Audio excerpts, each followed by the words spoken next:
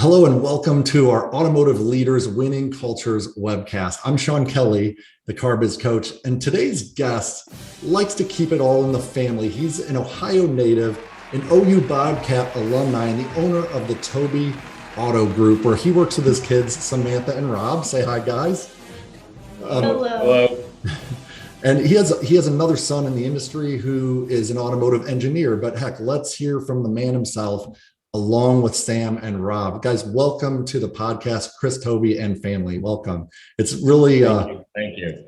It's really great to have all you guys together. So thank you for jumping on. And let's get started. How did the whole? I'm really excited for our audience to meet you guys. How did the whole family get involved in the business, and what's the dynamic like for you guys? It's about probably a 65-year story at this point. So my father, Terry Tobey, he also graduated from Ohio University. When he graduated, he went to work for Chrysler Corporation, and he worked there for 12 years. So that would have been mid 60s, early 60s till 1975. And back in the mid 70s, he was in a position at Chrysler where you could jump from corporate into retail. So he was on the sales side of Chrysler. It's called Marketing Investment Division. So he chose to switch over to retail, and he bought Key Chrysler, which is down in Xenia, Ohio, from Chrysler Corporation. So that's kind of where it started. That was 1976. I think it was just a couple of years after the famous Xenia tornado, which spared Key Chrysler, but not by much. So we have that store. So Key Chrysler's been in business, it'll be 50 years in a few years here. So I grew up, I was the kid that would go to work after school and, clean the lot, do all the jobs nobody wanted to do. So did that, went off to college, also, like you mentioned, at Ohio University, and then came right back to work, right back to the dealership after college. And it was shortly after I graduated from college that we bought the other store, New Carlisle Chrysler. We've been doing it ever since. And then my kids, these are 2 of 5. They've, as they've grown up, they had a similar path that I had, and they've been spending a lot of time at the dealership. So now 2 of the 5 are here. A couple are still in school. And like you mentioned, one is an engineer for Ford Motor Company, actually. So it's always been a family business. It's always, and it's not just the kids that are here. We not only have, my wife is involved. My high school and college age kids are working when they're not in school. And then we actually employ a lot of families. We have multiple family members working at the dealership. So it's a family business beyond just the Tobey family. We have other families that have multiple people at the stores. And that's I think that's such a great way to run a dealership, because I feel like it really adds to like the team cohesion and the camaraderie. And I feel like because you have a vested interest in our family members' success, people are going to really pour into helping each other succeed and break through, challenges and things like that. I remember like the relationship when I brought my brother-in-law into the car business and trained him up, and how well we worked together, and how I always had to challenge him a little bit more than everyone else because I didn't want anyone to ever feel like I was playing favorites. So I kind of held him to a higher standard. What benefits have you guys seen around, working together as a family, and also hiring families to work with you guys? And I'll make sure they get to talk as well. I think, it's a family business, not just a car dealership. I think a family business, whatever it is, any family small business, there are unique challenges to it, because you want to make sure, primarily we're family members. That's much, much more important than our business relationship. So you always need to be aware of that. I think that's the most important. That being said, what my dad taught me was that here's the problem with having your last name be Tobey at the dealership is people are always watching you. They're always, you're under microscope, not really from a family member as much as the other employees, and they want to see if you work as hard as they do. People expect more from you, and I don't even think it's as important that your family expects more from you, but the other people here expect more from you. So you always need to be aware of that. And I think if you are, and we've all been raised with a good work ethic, so it's not been an issue for us, but it's definitely a challenge. I just, it's such a unique business that I think it lends itself to family. I think the car business is unique in that it's not something you can just walk in and understand.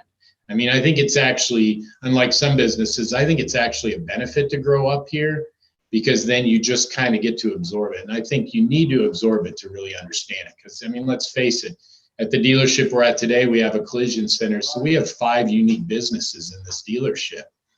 And so you have to learn to be a parts retailer. You have to learn to be a collision expert, service, including quick oil changes, and then obviously new and used car sales. So we have 5 distinct businesses here. So it's complicated. It can be. No doubt, no doubt. Let me ask Rob and Sam on this one. What's the best part of working together? As the family dynamic, and what's the least best part? Anything? I would say for me, the best part from both just a personal opinion and a work opinion is, I enjoy working with Sam and my dad, and then my brother-in-law, Sam's husband, Nathan, also works in the store too. Should have mentioned that. I actually have 6 kids. Yeah.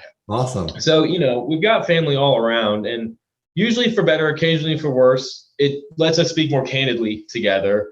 So a lot of times there's not as many barriers to accomplishing a goal when I can go to Sam and then she can come to me and we can just really get right to the point. Like, hey, I need this done tomorrow, next day. Yeah, instead of like stepping on toes, it's easier to just like come to the conclusion if we have an issue. That's awesome.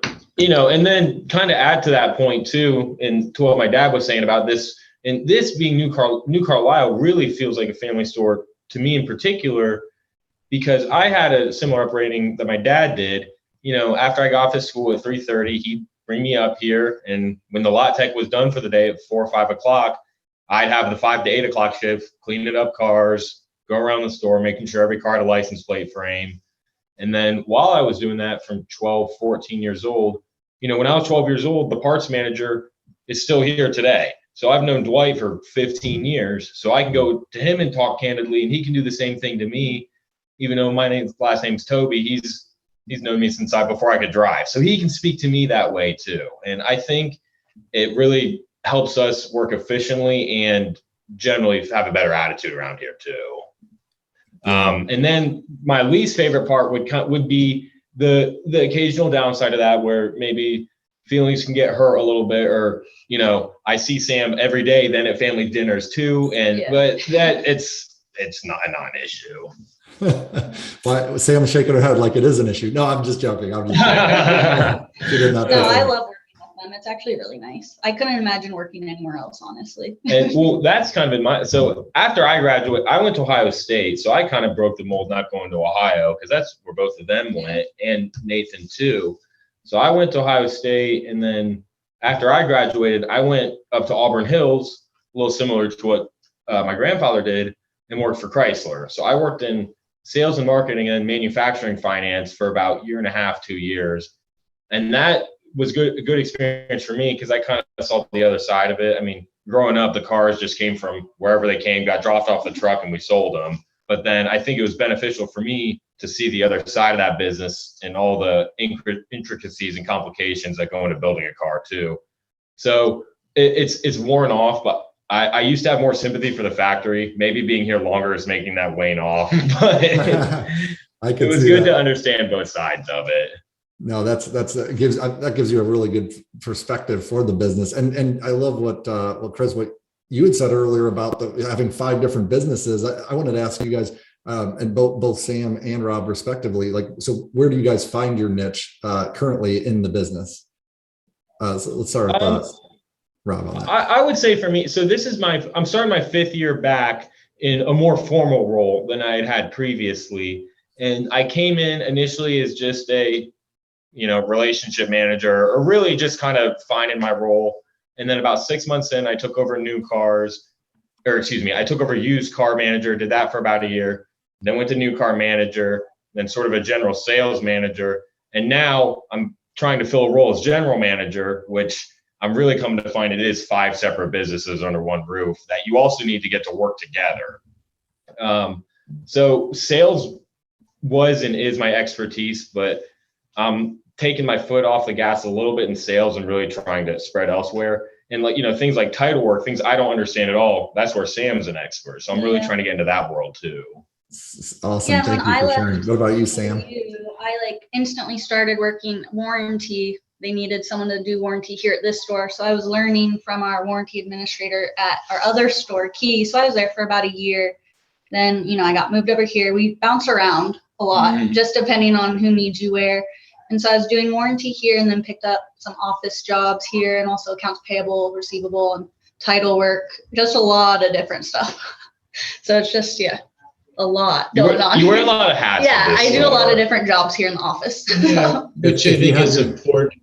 And Sam's trajectory seems to be probably up the accounting side of the business, because I believe that anytime you can have a family member that's watching over the money, then that's a good thing. So, she'll probably move up the administrative office accounting side, and ultimately like her to just, CFO.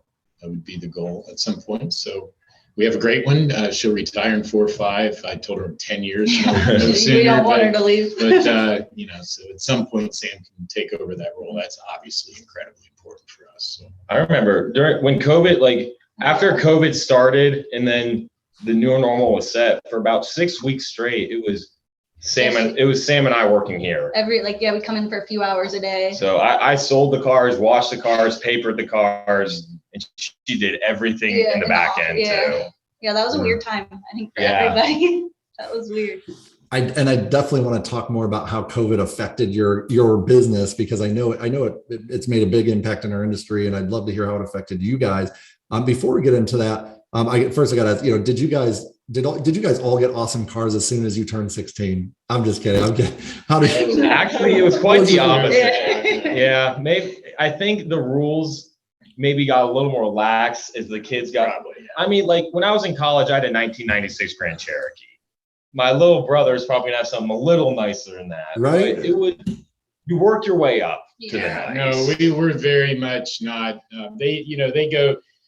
We live in a nice community, so they go to a school where, a lot of kids have really nice cars, and they would always complain that, they all know we own dealerships, and I'm driving this 15-year-old car. I'm like, well, that's how we do things. So no, you need just being, part of a family that owns a car dealership does not get you a brand new car. You get there eventually. So I respect that.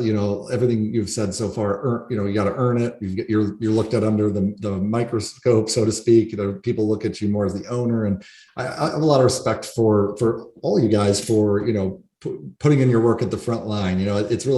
It's cool to hear people that willing to work their way up, and from detailer all the way up to owner. So that's what the American dream. So I love hearing about that. I mean, our youngest son, Mitchell, he's a senior. He'll graduate high school, and he's going to Ohio University, oddly enough. But, he spent last summer, and he worked the express lane. He changed oil for the whole summer. That's how I was brought up. And I think if you don't learn and experience different parts of this business, you'll never fully understand it. And car dealerships can be great. They can support your family very well. But if it's not run properly, I think you'd be shocked by how quickly it can go in the other direction. So it's, every family member has a place here, but, they have to work. You have to work as hard as the person next to you. It's just the way it is. That's a great mindset to adopt throughout the whole family. I really appreciate that. And also, I like, this is the best practice that I think any dealership watching this can learn from is, allowing people on your team, family or not, right? Sometimes people are a great player, but maybe they need to try out a different role and to find their niche. I think people new to the auto industry, maybe they're not a great fit in sales, but they would crush it in a service advisor role, or maybe maybe they do awesome in parts or the office. So it sounds like you guys create those opportunities. You let people, especially family, kind of try different roles and see where they find their niche. I think that's powerful. Do you guys, how do you apply that to the rest of your organization? Yeah. So I think that was, my father was an incredibly good car man. He was very good at it, but like all of us, we have blank spots. And, there were certain things he did that really didn't work very well. And just like there are things that I do that don't work that well. So I believe it's the next generation's job to recognize the weaknesses in the prior generation and improve on it. So one of the things we struggled with was, because it was unique. My dad was at Key Chrysler. We bought this store, New Carlisle, where we are today, and they sent me up here as a 23-year-old. My dad sent me up and said, good luck. And he never came here, right? And when we bought this store, it was tiny. I mean, there were 5 employees selling 6 cars a month in a terrible building in the center of town. So 31 years later, we had built a new building within 3 years. And now it's a store that does very well. So, I'm not really a second generation per se, because I was sent up here sink or swim, and he never, he would only bother me if the numbers weren't good. But he never came up and did anything. I would never forget the first person I had to let go was a 50-year-old service manager. Frankly, was just not nice to customers. And so within a month, I told my dad, hey, this person's not going to work. They're not treating people the way we think they need to be treated. So I'll need you to come up and take care of that. And he says, well, I'm not coming up there. I mean, just so you understand. So, that person worked here 2 more weeks. Well, I got the courage to let him go. It was terrible. I didn't sleep. I finally was so exhausted from not sleeping, I did it. I mean, but when you're a 23-year-old kid, these things are difficult. They're always difficult, but it's really bad for that. So my point being, the one thing that wasn't good for us is that these 2 stores, and we actually had 3 stores at once. I can talk about that later, but we're very much in competition, because nobody that worked in the Xenia store had ever worked at the New Carlisle store. And it wasn't, we called it the Tobey Auto Group. It's not 2 stores, not technically a group, but it was important to me that we recognize that we are one big thing. So, since my dad passed 5 years ago, and he had been mostly retired, the first thing I did, Key is twice as large as this store, the Xenia store. When a person was going to get promoted from a salesperson to a finance position, they didn't get promoted at Key. They got promoted from sales at Key to finance at New Carlisle,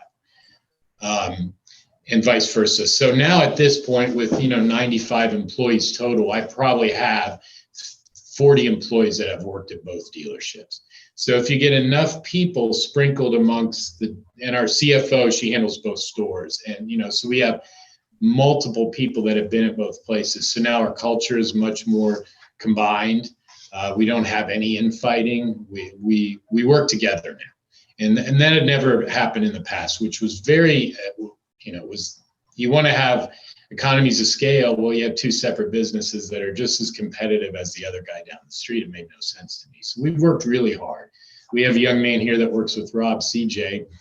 He started out as a lot tech at Key. He got promoted to sales. He deserved, and it was time to become a finance manager.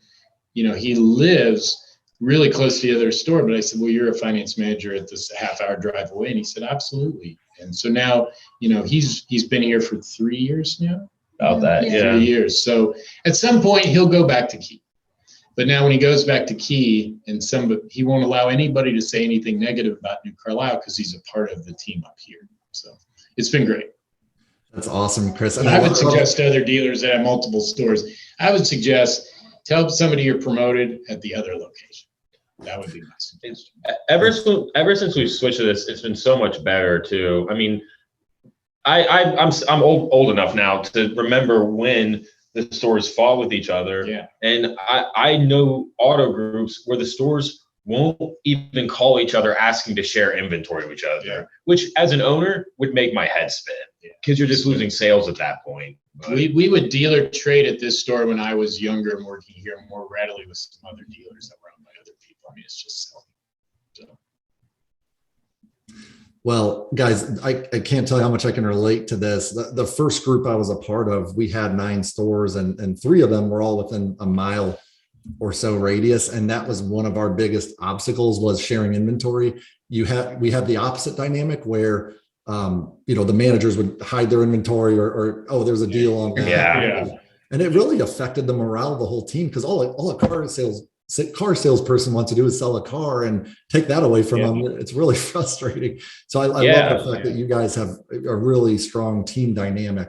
And I want to shift gears to the, talking about what we've experienced in the industry for the last couple of years. But before we do, I'd like to hear from Sam first, and then Rob, because I coach with a lot of dealers who have sons and daughters who are sometimes hesitant or concerned about joining the family business. Sometimes they're dabbling in it, and trying to find the niche, and they're still not sure. So I'd love to hear from you guys on this one. Sam, what made you decide to go all in on the family dealership instead of something else? Is this something your dad forced you into, or how did you? What made you decide to go? And then I'd like to hear from Rob on that after Sam. I never really knew what I want to do, but I knew I wanted to work at the dealership, and I did in high school and stuff, like on the weekends. But after school, like after OU, coming back to the store, it just felt like home, being with my family, being at the store with my grandpa and aunt, my dad and brother. It just seemed like it was a good fit. And being anywhere else, I feel like you just wouldn't work as well there, or you'd be missing your family, seeing them every day. Because I like being able to work every day with your family is just really nice, honestly. And if you didn't, I feel like you wouldn't get to spend as much time with them. And I feel like family time is really important to really make that group work well. And everything flows so well to dealerships now. Even before it didn't as well. But now working here with my brother, and my husband works here in parts, it's just awesome. And everything just flows really well. That is a real blessing and a true opportunity to be able to be with your family and spend that time with them. And I think that's awesome. Thank you for sharing, Sam. Yeah. Rob, what about you, my friend? What made you decide to go all in on the business? I can tell you're all in on the business. I think Sam definitely hit the nail on the head there. This is, it's a comfortable setting for me. I enjoy working here. We have a great system in place. Now, before I was here, like when I was in college, I knew I wanted to be in the business world. I graduated a degree in finance. First, I wanted to go into stock trading, but I saw the hours. I didn't like that. And I came back here and I got the exact same hours. But I think going up and working at Chrysler kind of sealed the deal for me, being in this world, gone into the corporate world, and not so much in sales and marketing up there, but like in the manufacturing setting, I was working in a headquarters that had 25,000 other employees working there. My boss's boss still rarely was in the same room as like the CEO of the company or anything. So you got enormous chain of command where you feel like a cog in a wheel. And we could have been building toasters. It wouldn't have mattered. I remember one of the first couple of weeks I was there, we got a project at that time, the Hellcat was just about to come out. And I saw it and I was like, oh man, this is gonna be cool. And one of the people training me was an older lady, and she looked at me, she was like, what is a Hellcat? And if you're at Chrysler and you don't know what that is, it's just like, what are you doing? And I explained it to her and she's like, well, that's just silly. After that, I was like, all right, I'm not meant to be here. I need to get back in front of the product. And I bet a lot of it had to do with growing up around here. And it was just one positive experience led to another. And, my kids will be allowed to do whatever they want, but I would love if they came back, because I hope that 30 years from now, when I'm ready to retire, everything's still here. Maybe we have another location or two. But yeah, I can't see myself going anywhere else. That's awesome. I love that you have all of you guys have that growth mindset. So let's discuss the dynamic of what we've all experienced in the auto industry over the last 2 years and what's going on today with inventory shortages and high prices. So first and foremost, how did you guys, and I'd like to start with Chris on this one, how did you handle the COVID crisis? What steps did you take to survive and then thrive during, what was a tough time especially for other businesses? Yeah, so we reacted aggressively, and with the benefit of hindsight, probably too aggressively. But when COVID happened, just over 2 years ago now, and there was no real good scientific data out there about how severe this was going to be. I made the decision where I actually closed, even though we were considered an essential business in our state. I actually closed for 6 weeks or so. Because we have a lot of older employees here. We have a lot. Everybody here's family to me. So, and a lot of them are older because we have a lot of longtime employees, which means you have a lot of older people too. So I just couldn't. I made the decision that if I make a decision that I felt would have been based in greed to stay open, and then somebody gets sick and God forbid dies, then that's on me. And I couldn't take that. So we actually closed for probably almost 2 months until we learned more about what was going on and what we could do safely. And, you know, two things happened. One, I wasn't aware these dealerships could lose that much money in a 60-day period, you know, because at that point you still had all your expenses coming in. There was no time at that point to cut that stuff. So it was pretty interesting. I found out how much we could lose a month. That was a learning experience. But, you know, then we slowly ramped back up. We did it in a safe fashion. They talked about them being the only two here. That was probably halfway through that 60-day closure. We were trying to do what we had to do to take care of people that really needed help. And then we just slowly ramped back up. So I try not to remember what it was like 2 years ago because frankly, it was so scary. But we made the decision to close, or I guess I did, because I just wanted to make sure everybody here was okay. I have a lot of respect for you in taking that stand because, you know, I think a lot of dealers kind of sat in the middle of the road on that. And, you know, they wouldn't really commit to staying open and they wouldn't really commit to closing down to protect their employees. I can't speak for your team or your employees, but I would love to ask, you know, how did that decision make them feel knowing that you were really looking out for their safety and you were willing to take a temporary financial bath, shall we speak? You know, and the bath was somewhat shared, right? Because then obviously the other part of that decision was we knew the unemployment in our state was just going to get hammered. Like everybody in the state was going to go on unemployment. So part of that decision was I felt like if I made this a quick decision, which I thought was the safest decision, given the information we had, that they, you know, so they got in ahead of the giant rush so the benefit to them was, although unemployment doesn't pay you probably what you really need, but it was better than zero. So they got in there ahead of the rush and they got on there for, you know, 6 to 8 weeks.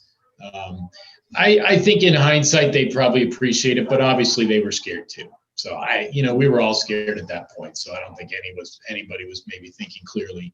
And so I think, but I think they expected that decision because they know that's not just me. They know that's who we are. So I think that they understood that was not an unexpected decision to make for us because, you know, we have to be profitable because we have to support all these families, but family still comes first.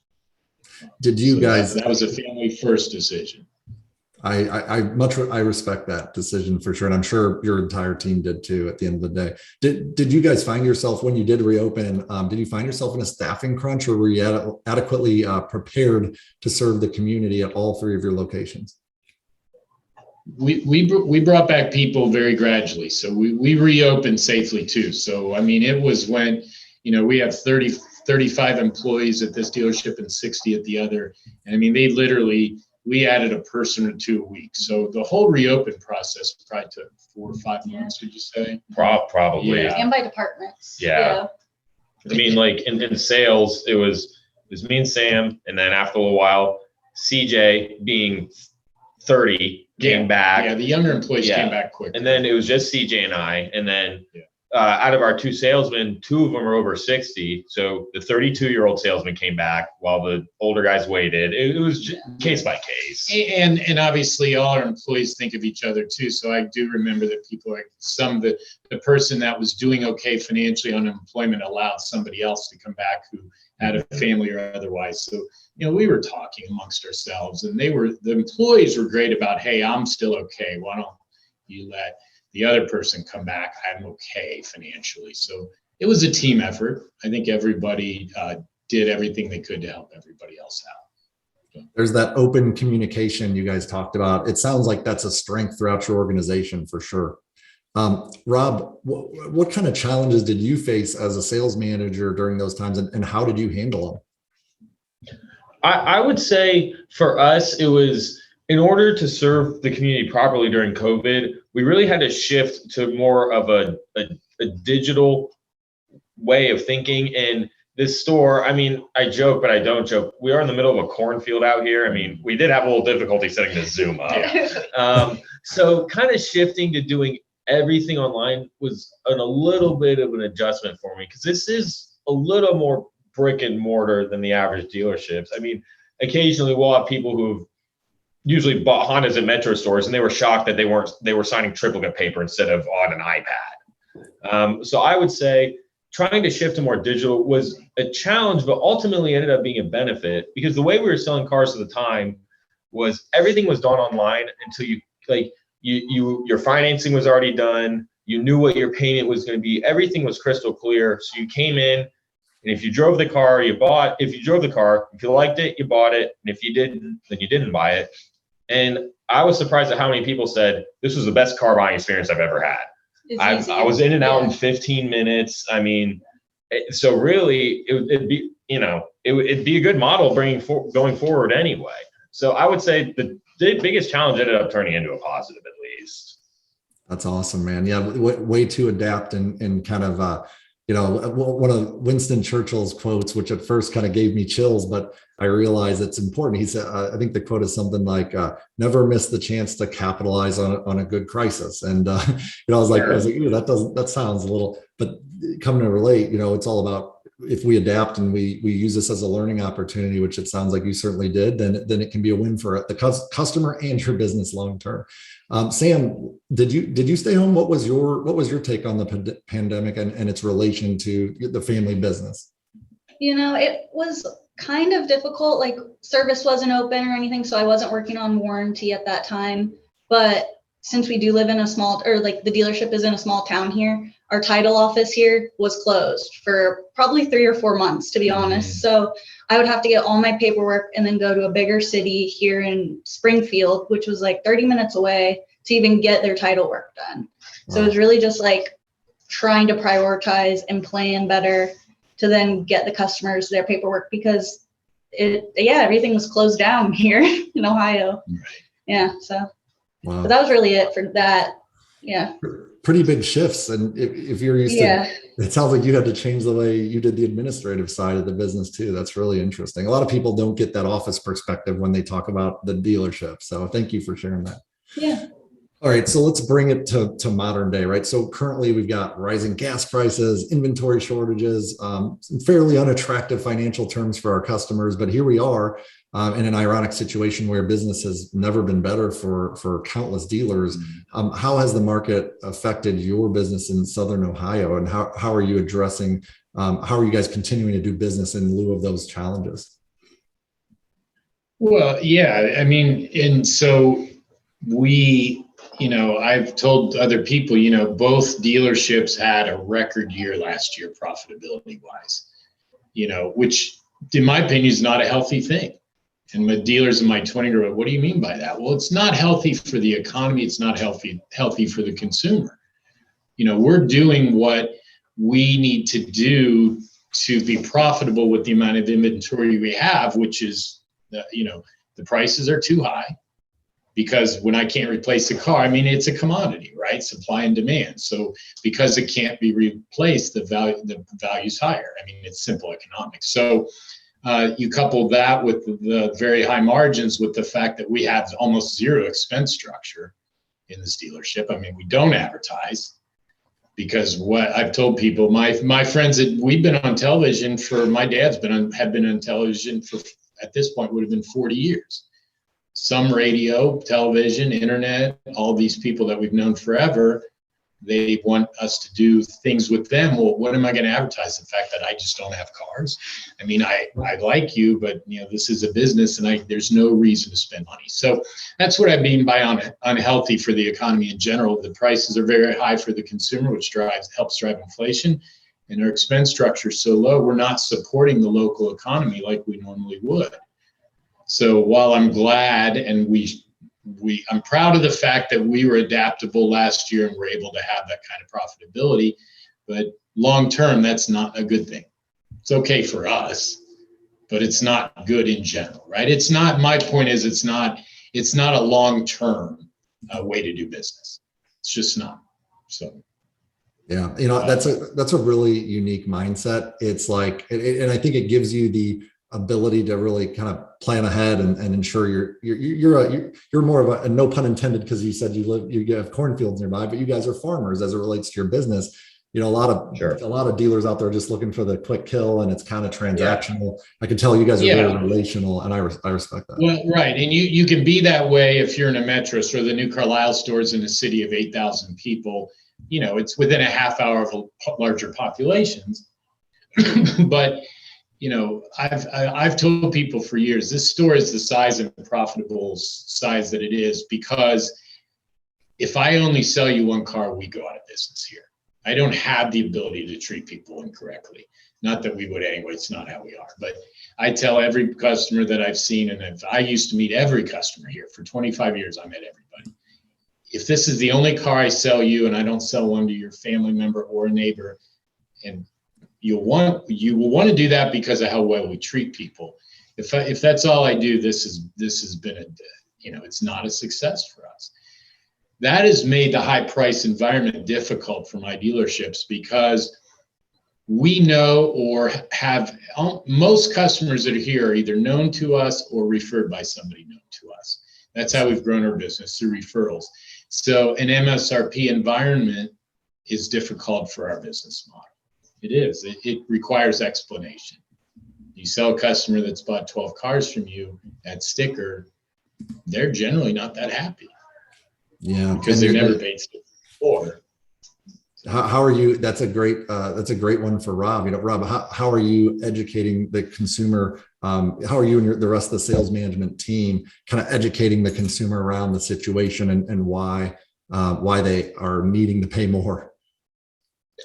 I would say I would use a lot of the reasoning that my dad just laid out. A lot of being, the supply and demand aspect of it, being that I would say here, and key for that matter too, even today when the situation has gotten a little better, it's been like this for our inventory is down 75-80%, and we still got to keep the lights on, which obviously is a little bit of an extreme example, but it is also true. And then I will also tell them to look at the dealerships around us. I mean, we charge sticker right now because that is what the environment is calling for. But I mean, there's dealers 20 minutes to the east of me and 20 minutes to the west of me that are asking $5,000 over MSRP for a Ram. Right. And I say, we're not doing that. We don't plan on it. And unless something drastic changes, we never will either. Yeah. And then the other thing we offer them too is, and this is something that I think will become more extreme, is ordering directly from the factory. If the customer is willing to do that, then we are able to offer them some kind of discount off of MSRP. And then there's the other added benefit of them ordering exactly what they want, not getting anything they don't necessarily need. And then for us as a dealership, we have a unit come in, leave, it's easy peasy. So I would say it's really look around you at what other dealers are doing and let us continue to help you in a different way by ordering something instead. That's awesome. Yeah, I think that has made for, dare I say, a better customer experience, because you're right, they're not necessarily being forced into something they don't want. And the way you're explaining, I think is really well. If I can share something that's been working for a lot of my dealers or sales leaders I get to coach, I think this would pertain to anyone who's wanting the best possible way to educate their consumers around that situation. And Rob, I think you're doing an amazing job of it there. Is also kind of asking them, hey, what do you do for a living? And let's say they're a refrigerator repairman. I'm just making you can use any example. And he said, okay, so imagine if you had to service 20 refrigerators in order to pay your bills and keep your lights on. And then all of a sudden, because of parts shortages, you could only service 10 refrigerators. What would you have to do to your pricing to keep your to pay your bills and keep your lights on? And the customer will almost always say, well, I'd have to double my prices. That's what's going on in the car business. We're all selling less volume. And in order to keep the lights on and pay the bills and keep families gainfully employed, that's why there's the prices are what they are right now. But as soon as volume goes back to normal, we're going to adjust as well and start giving those discounts again. I think it's a great way to kind of tie it and make it relevant to them, Sure. So let's talk about this. Okay, this is my favorite topic. All right. And it's on human capital. One of my beliefs, and some others say this too, a dealership is only as good as its human capital. What kind of training or coaching do you guys have in place to optimize your human resources, and or do you see the importance of human interaction on the wane due to like the Carvana and Vrooms of the world, where like a sale is just a click or two away? You know, what are your thoughts on human capital, and what do you guys do to optimize that? Well, we just had actually a new department head, and I have 10 of them in the dealerships start. Prior to that, the person that left was our shortest term department head, and that was 12 years. So, what we do here, the culture, it's all culture driven. We find good people and we treat them really well, and we care about them. So that's kind of how we do business. So for that reason, we have, a lot of long-term employees. We do some training. Obviously, we have to do our Chrysler training, which is mostly product driven or mechanically driven. We do training with our service contract and insurance provider, Zurich. So we do a lot of that training as well, which I think is good. You always want to do that. But primarily what we work on here is culture. So when, somebody comes to work here, the new manager he's great. He's going to fit in great. But, there's only a couple of big rules here. One of them is you have to get along with everybody else here, right? You have to be respectful and get along with everybody else here, and a positive experience. And two, you have to be honest. You have to be an honest person. If you can cover those two things, you're going to be great here. We can help. I can't teach either of those things, but and he's only been here a few weeks, and he came from a bigger group, and he's already told me, we have multiple people that have come from other places that say, I wish I had come to work here 25 years ago. I look forward to coming to work. I enjoy the people I'm around. I like it here. And you guys care about me. So I think our biggest asset is our human capital that is developed because of our culture. So, that's probably the biggest asset we have in the dealerships. Everybody here cares about the dealership itself and everybody else.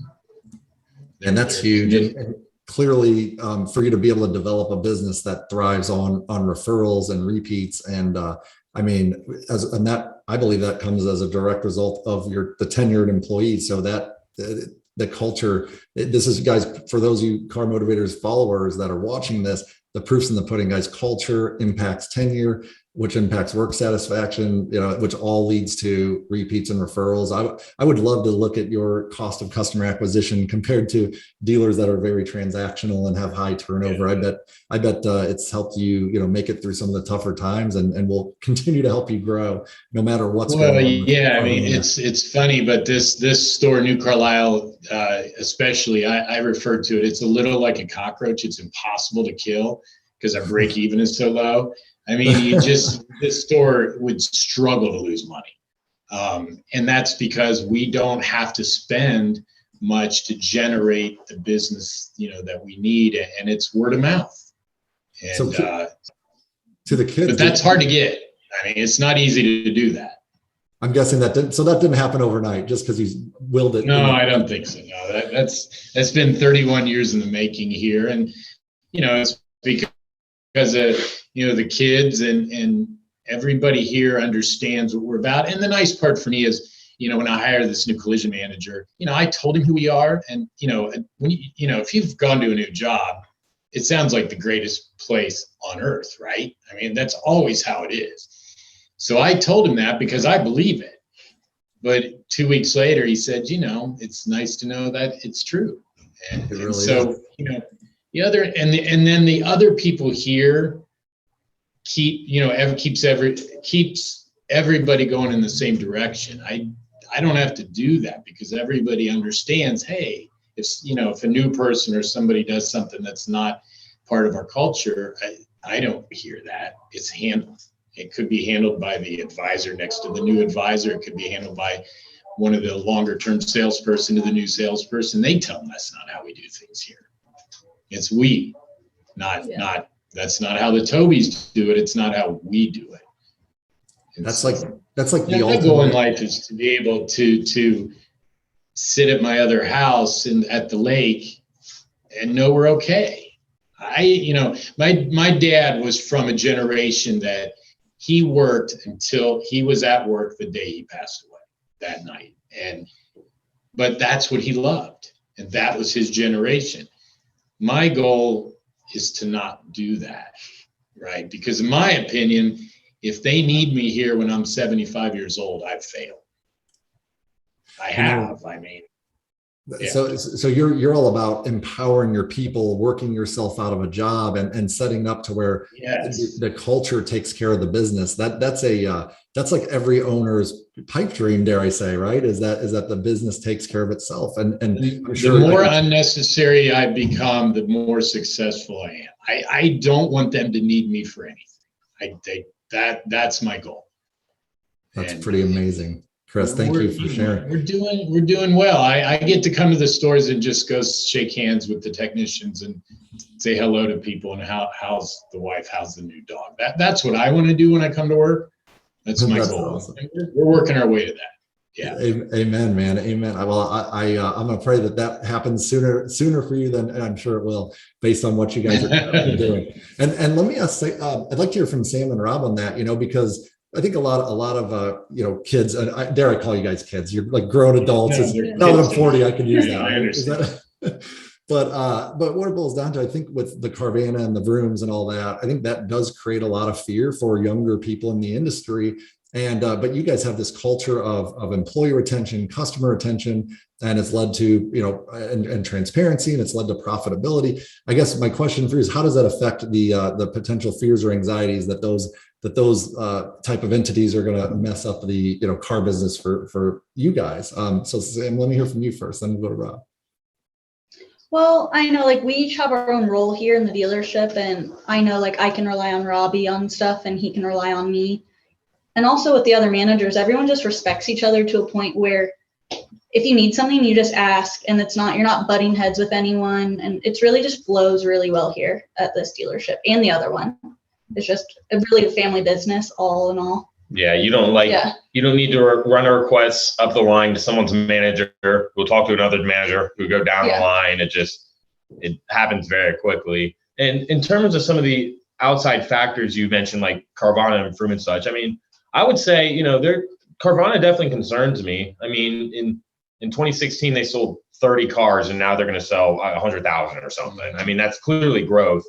And it is a unique business model, but we focus on the things we can here and not ignore the things we don't, but we don't necessarily stress over them, right? I don't know that Carvana will be successful because I have heard horror stories from their customers.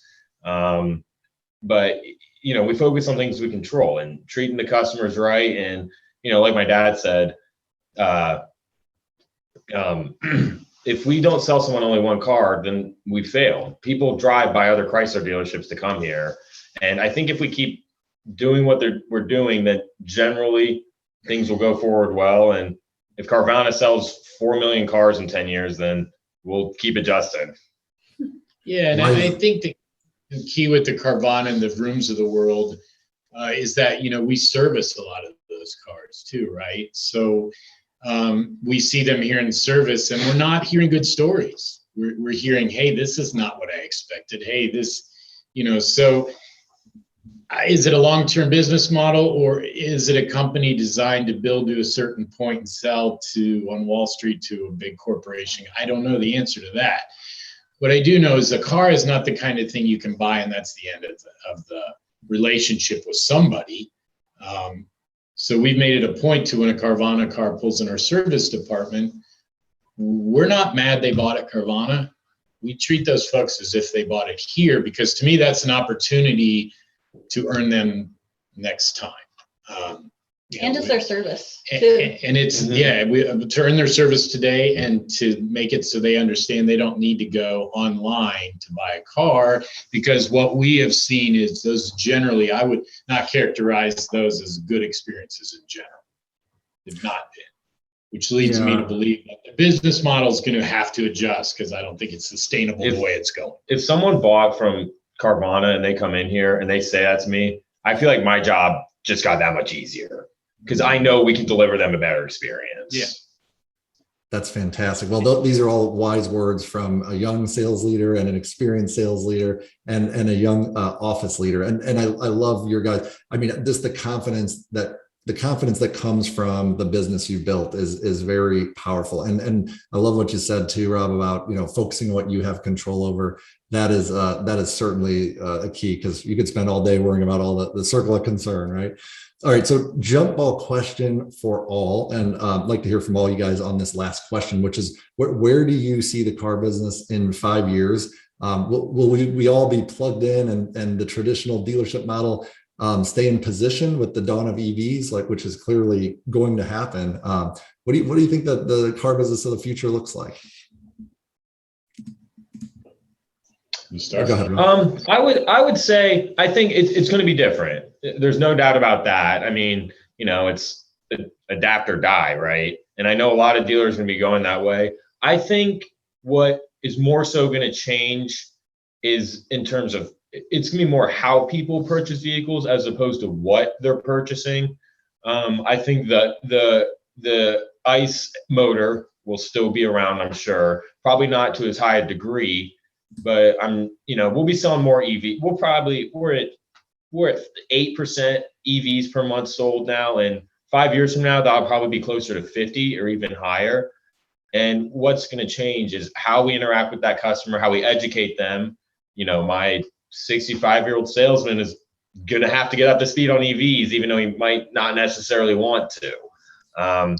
So it'll be how we sell to customers. I'm sure factory orders will be a higher focus, especially if the manufacturer wants that to be the case, because how they interact with us and allocate us vehicles, if it's based off of that, that's how we'll do it. So I think it'll be higher ordering, I would say, of more electric vehicles. Very cool. Thank you, Rob.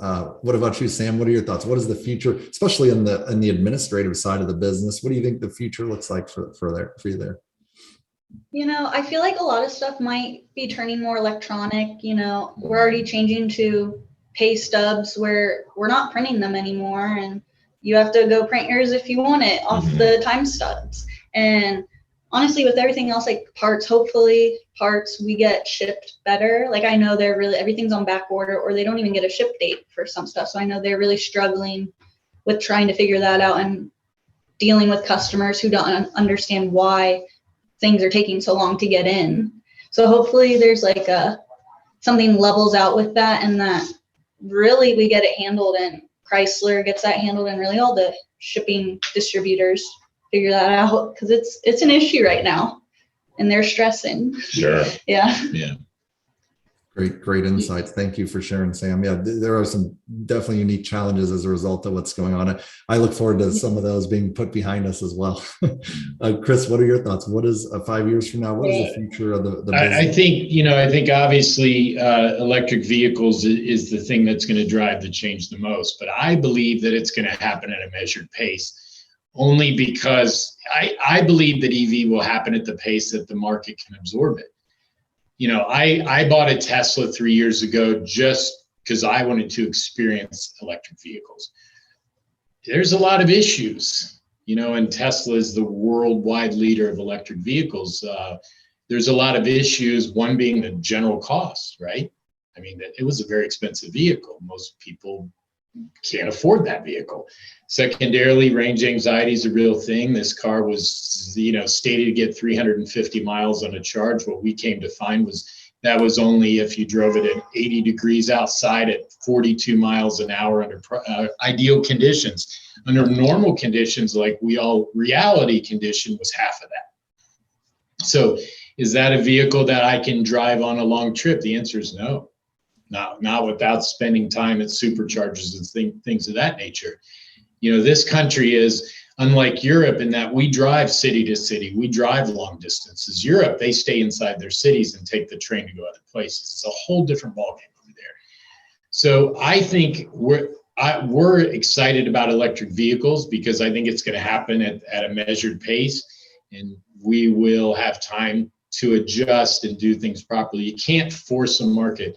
If people can't afford an electric vehicle, they don't operate as expected, and you can't find a place to charge them, how's that going to hit the market tomorrow? It's not going to all happen tomorrow. Not to mention the fact that from everything I read and hear, we can't produce all that electricity anyway in this country, right? Unless we burn more coal. So then we're kind of missing the whole point of electric vehicles. So I think it's going to happen, but it's going to happen over a longer term, regardless of the government trying to force it down everybody's throat. If it doesn't work, it doesn't work. I think long term, it's the answer. Absolutely. If we can get off of fossil fuels in this country, obviously we would all want that. But you have to be able to afford to do it, and people keep making money to buy things. The economy still has to happen. So we're excited about electric vehicle. We are. And, you threw a quote at us earlier. I'll throw one at you, which I won't get right either. But, Einstein, this has been my favorite quote throughout the pandemic. Einstein's quote was something along the lines of, the greatest measure of intelligence is the ability of a person to accept change. So, I've told I used to be the guy 4 years ago that was giving your 1 year prediction for the future, where we are a year from now. And since the pandemic happened, I'm giving 1 week predictions. Right. And I've told my people, this is what I think is going to happen this week. That's all I'm comfortable saying. So we have really talked so much so about, hey, be open to change, accepting of change. That's what we need to be nimble. And that's become a big part of our culture, is the ability to just pivot and go in another direction because the market's so different. So we're not afraid of electric vehicles here. We have a small and a medium-sized store. We'll be good. That's awesome stuff, man. And, I heard the species that survive the longest on the planet Earth are the ones that adapt the quickest. And it sounds like you guys are really learning to adapt and making that the culture. So Tobey family, thank you so much for taking the time to jump on our Winning Cultures webcast. You guys are all truly amazing automotive leaders, and I'm grateful to have been able to spend this time together. So please have a great spring and great luck moving forward in the auto industry. I look forward to seeing you guys, both Sammy here and Rob here, continue to grow their careers, and Chris, for you to be able to just come in and high five people and right off into the sunset. That's the goal. Awesome, guys. Thank you so much.